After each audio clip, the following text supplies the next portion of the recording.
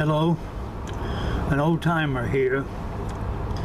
I'm going to record a little story entitled The Last Barefoot Generation.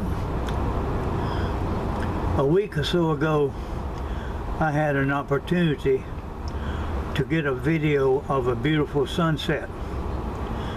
It got me thinking. I came into this world just when the Great Depression was getting started, and here I am in 2024. My sun is surely setting. I'm not sad or disturbed at such a thought. If you've been around a long time like I have, maybe you already realize what I'm going to tell you. But if not, if you are without any serious mental or memory problems, there's no need to fret at all. Something inside you will gradually prepare you, and you will approach your sunset calmly and without fear. So just enjoy every sunrise you have, and your sunset will take care of itself. Go with your boots on. As in the title of the little story, I think I am probably the last living member of a beautiful time to be a kid. The last barefoot generation. The last years when all kids went barefoot most of the year. I don't know about city kids, but where I was in the country, in a very rural, very country world, that's the way it was. We passed our years usually without shoes. Shoes were for very coldest days during school, during the winter, when we had to go to school or to go to church, or sometimes it's special family gatherings like funerals or weddings. Even girls went barefoot up until their early teen years.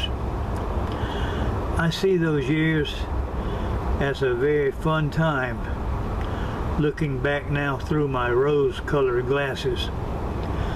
So I'm thinking there is no record of how we barefoot country kids lived. Those of us who are in a unique area where our neighbors and families lived, from small farming and gardening to raising livestock, as well as having all kinds of seafood available to us also. An area where different races of country people lived in harmony and respect for all. The earliest thing I remember is the morning I was riding with my dad in a horse-drawn wagon, an old farm-type wagon, and one of my teeth fell out. I started crying, I guess, and my dad looked down and told me to stop crying. It was just a baby tooth, and I'd grow a new one that would be better than the one I had. By the time I was 7 or 8 years old, my dad had taught me how to feed and water all the animals we had shut up in pens or lots. And I did that job every morning of my life until I went away in the military. Since then, I've always got out of bed in the morning with a kind of a purpose of getting things done. As a child, I remember working in our near garden, we called it, cleaning weeds out from around the beans or tomato plants with a hoe. When I was up to around 12 or 13, I remember helping gather watermelons from the field, or breaking corn in the fall, or even stripping fodder from the old dead corn plants. I want to tell you about Maud. Maud was my grandpa's old mule that my dad started using after my granddad passed away. Maud knew what she was doing all the time. I think she really knew what we were doing all the time also. I remember hooking her up to a big sled that had a big box on it, and we used that to gather watermelons. She would stand where you told her to and hold still while you put all the harness on and hooked her up, and when you told her, she'd start off and go wherever you told her to go, and she'd start out ahead of you and go right on around the big shed and past the mule lot and barn and on down the hill and across the little lake we had, well, a little stream actually. We had a branch, and she'd get up there to our near field, we called it the big field, and she'd stop and wait until I got up there where she was. And we always left empty rows between our different crops, and so I walk ahead of Maud and start down one of those empty rows, and she'd fall right in behind me, and I got out of her way, and she went on all the way down to the empty place, and turned that sled around and started back up the row right the nearest to the watermelon patch. And she waited right there till we all got there. There was a bunch of kid friends to help us that day, and when we all got there and started picking watermelons, she'd stand there until we got the sled some in it, and as we moved up into the field a few steps at a time, she'd move up to keep the sled right with us, so it would be the shortest distance for us to carry them heavy watermelons from where we got them in the field to the sled where she was.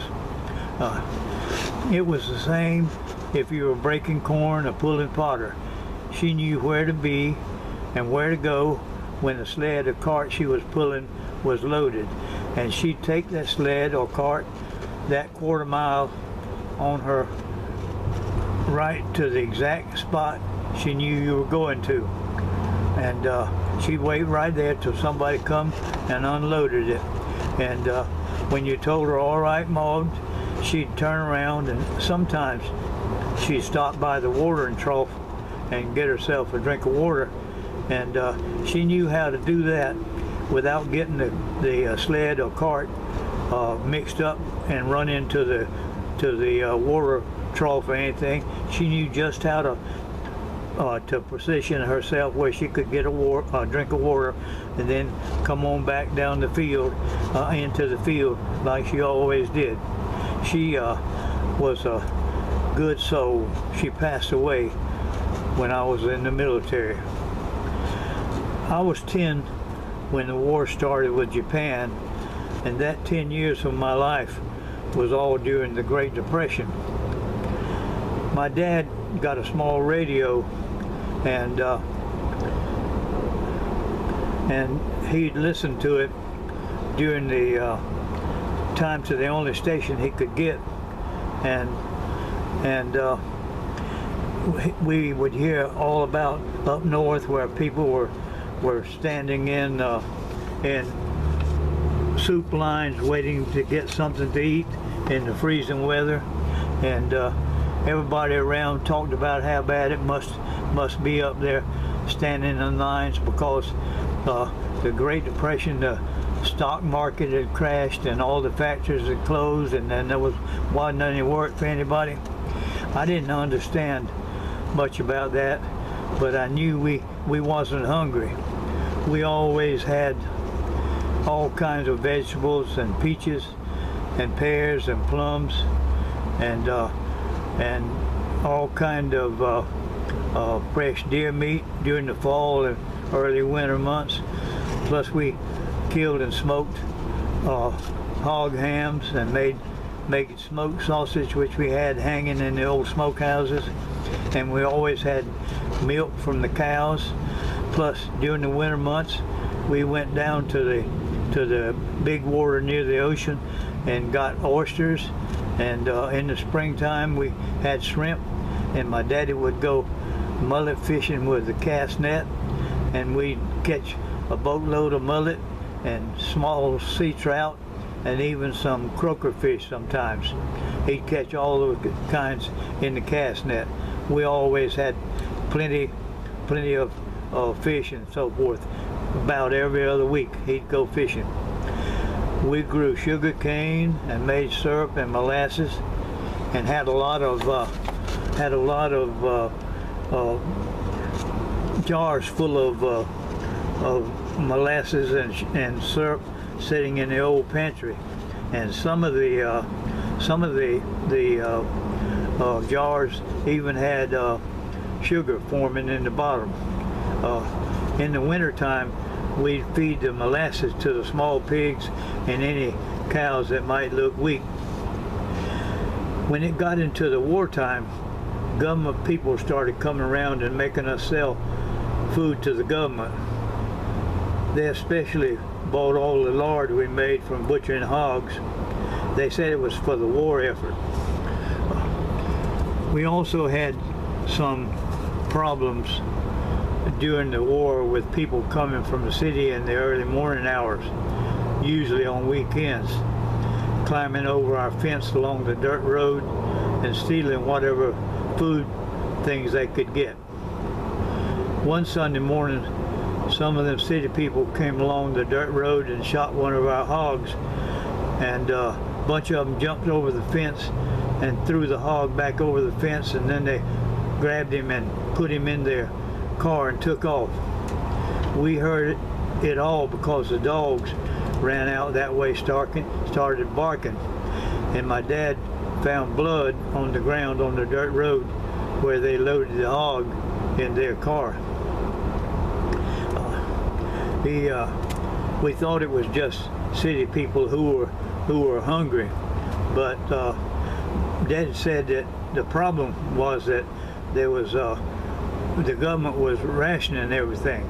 Every week or so they were issuing stamp books that how many stamps told you what a family could buy. Like city people had to buy lard, and they had to buy the other kind of groceries or whatever they needed, and they could only buy like one of this or one or two of that. But they give more stamps to bigger families, and even though it seemed like people were having a hard time with it. Some of my kin on my mama's side told her that some of the men coming out stealing animals weren't just family men, but they were thieves that would line up buyers for different parts of the animal, the pig or the cow, and then they come out our way and steal the animal and butcher it, and then go sell the different parts to the people they already had lined up. Mama said that they called it a black market, and they were making a lot of money off of it, and the police was looking for them. My family also got a rationing book of stamps in the mail every so often, but we never used any except my dad bought coffee and salt with some of them. My mom gave the rest to some of our relatives in the city on her side, and I guess now it was against the law, but she gave it to them so they could get a little more groceries. My mom never went to a grocery store until I was near out of high school. I remember one time her and my dad went, and she came back with a box of Cheerios. First time I ever saw such a thing as a cereal. This will be the end of the first chapter. The second one will be on early childhood of us country kids during the time of the Depression.